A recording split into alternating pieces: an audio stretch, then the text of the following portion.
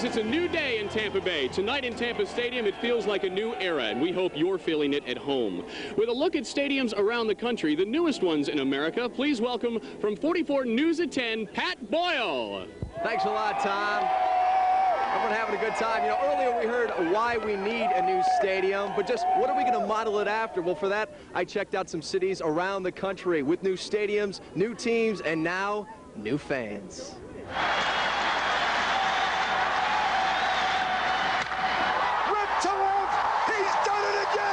Ladies and gentlemen, welcome to Super Bowl 29.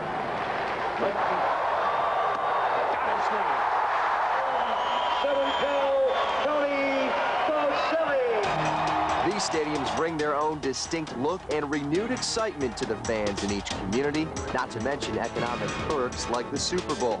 The saying, if you build it, they will come, well, it worked in the movie Field of Dreams, and it also worked for the city of St. Louis. Their new stadium was the big reason why the Rams left Los Angeles. In Jacksonville, they opened the doors on their new venue just in time for the Jaguars' inaugural year in the NFL. Jacksonville Stadium was designed with the 90s football fan in mind. Of the 73,000 seats here, over 70% of them are located on the east and west sides of the stadium, giving 55,000 fans the best view of the game. 10,000 Jaguar fans make their way to the club area, an air-conditioned lounge loaded with televisions, great food, and souvenir shops. You know, when it's hot, you can come in here and cool down. There's monitors everywhere, and you get to see all your friends and family. It's a wonderful club atmosphere. And it's this kind of atmosphere that the Glazer family wants to bring to the new Tampa Stadium. You have access to the great club lounge, which is a multi-story atrium-like hotel lobby in which there's restaurants, bars, exclusive merchandise shops. You can go there before or after the game, mingle with your friends, and then you'll be sitting right in the best seat in the house. When it comes to the club seating level, you never have to worry about waiting in lines. You just find yourself a seat, and you can actually have your food and beverage delivered to you right here without missing any of the action. I'll take a Coke and I'll take some peanuts, please.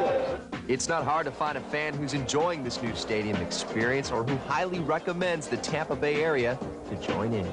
I don't have a lot to compare with, but I have a lot of people who I've talked to, and they say it's the finest they've ever been in. It's beautiful. If you could build one just like it, you'd do yourself proud. Thanks, Pat. Our show tonight is designed to be informative, inspiring, and entertaining. So please welcome the Tampa Bay Buccaneers swashbucklers and Full Moon Rodeo.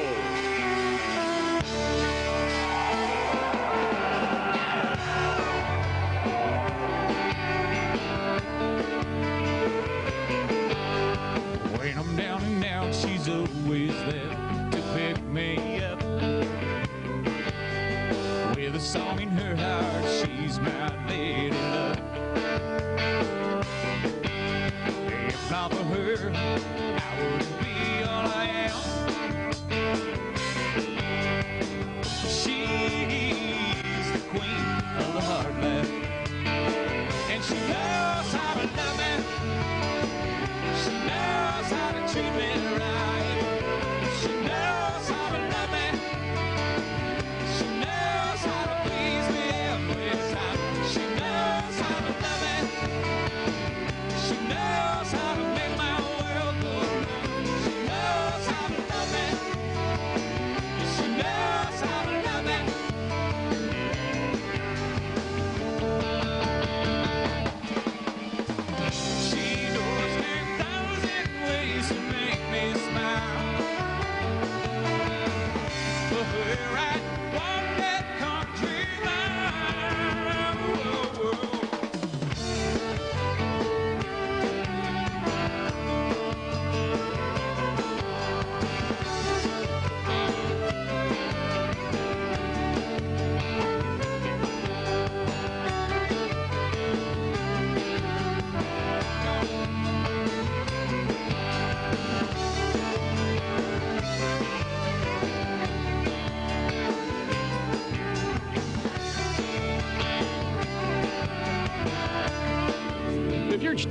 you're channel surfing at home, you're watching Home Field Advantage live from Tampa Stadium, a historic broadcast. And that was Full Moon Rodeo for the Tampa Bay Buccaneers swashbucklers. Earlier today, we had the privilege of speaking with the commissioner of the National Football League, Paul Tagliabue. Commissioner, stadium issues aren't just a hot topic in Tampa Bay, but around the NFL. Why is a stadium deal so important to owners these days? Well, I think it's because it's a place where the fans really see your game close up, and we've got to do better and better with our stadiums to make that experience great for the fans, and the new stadiums are so much better than the older stadiums that becomes a critical part of presenting our game. In our situation, the Glazers have pledged some of their own money to help get the project done. Is that common for NFL owners? No, it's not common, and I think Malcolm Glazer and his family really have done something here which is unique. They, in the way they've made commitments and kept their commitments. They said they were going to keep the team here. They've done that. They said they were going to go out and build a winner. They've done that. And with Sam's assistance and the players' assistance, we see what they're doing on the field. But the commitment they've made to pick up a big portion of the cost of this stadium is unique. And I think that the community is going to have to work with them, and they're working with a darn good partner in Malcolm Glazer. If we as a community could call you on the phone and say, all right, this is our project, this is our challenge, what advice could you give us? Well, the first piece of advice I would give is to make it a private-public partnership. And part of that would be advice to get an owner like Malcolm Glazer who's willing to pick up his part of the private partnership. Second piece is that the fans have to be prepared to commit to the team for the long term and recognize that this is a dream that's going to become a long-term reality for this community. And the third piece is to work out what the public part of the partnership is, and those three pieces have to fit together.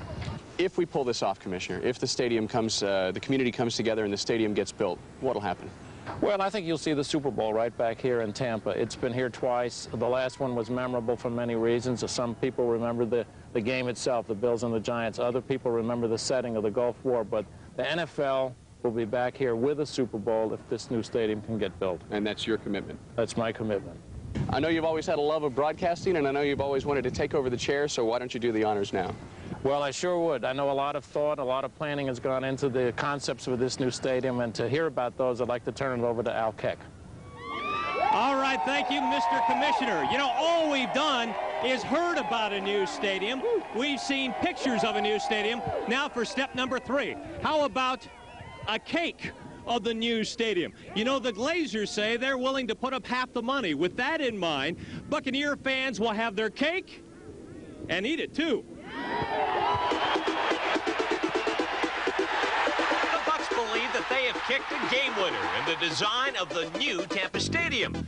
The Glazers have toured every new stadium in North America, and their ideas are to make a football game as entertaining and as comfortable as possible. We configured the stadium in a manner in which we could get 80% of the people on the sidelines with really great seats, leaving the end zones open with some seating for future flexibility.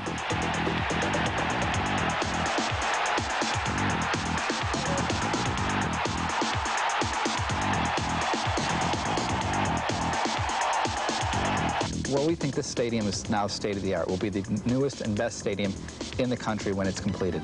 We think we've taken the best features from the newest stadiums, from a Joe Robbie, a Jacksonville, and a Charlotte, which is yet to be completed. We've taken all the best features and put them into our stadium, which will be the best. If you don't choose to get in now, you're locked out for 10 years. If you have a football interest, you get in, you're going to have a great time. The place is going to be sold out, a lot of excitement there. It's going to be the place to be.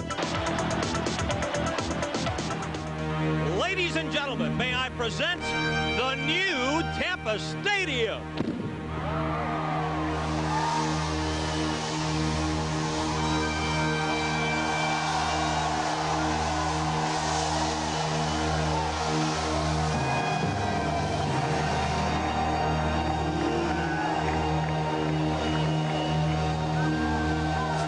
All right, here it is, 65,000 seats, 80% from sideline to sideline, and the Bucs believe that this will be the showpiece of the NFL and the city of Tampa. And who knows, maybe in the year 2000, it will be the home of the Super Bowl.